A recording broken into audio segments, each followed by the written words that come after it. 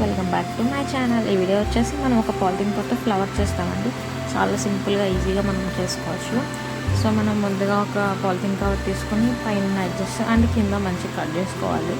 Cut చేసుకున్న తర్వాత ఒక సైడ్ కూడా మంచిగా కట్ చేసేసుకోవాలి. మొత్తం ఇలా ఓపెన్ ఒక షీట్ అయ్యేలా కట్ చేసుకోవాలి. చూడండి, నేను వీడియోలో కట్ చేస్తున్నట్టు కట్ చేసుకోవాలి.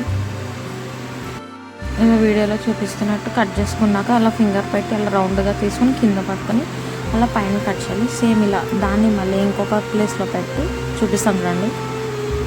సేమ్ అలా మళ్ళీ కింద పట్టుకుని పైన అలా మళ్ళీ కట్ చేసుకోవాలి. అలా మనకి పాలిథిన్ కవర్ వరకు ఎంత వస్తే అన్నిసార్లు అలా కట్ చేస్తూ వెళ్ళాలి. చూపిస్తాం చూడండి. మొత్తం కవర్ అంతా ఎవరు చేస్తే ఇంకా మనకి ఇలా వస్తుంది. ఇలా వచ్చాక కింద మనము ఒక దారపులు తీసుకొని మంచిగా కట్టేసుకోవాలి.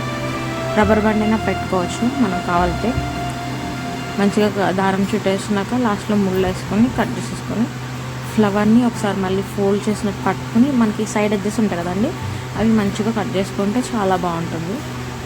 అంతేనండి, ఎంతో ఈజీగా మనకి పాలిథిన్ కవర్తో flower ready. Thanks for watching. Bye bye. Please like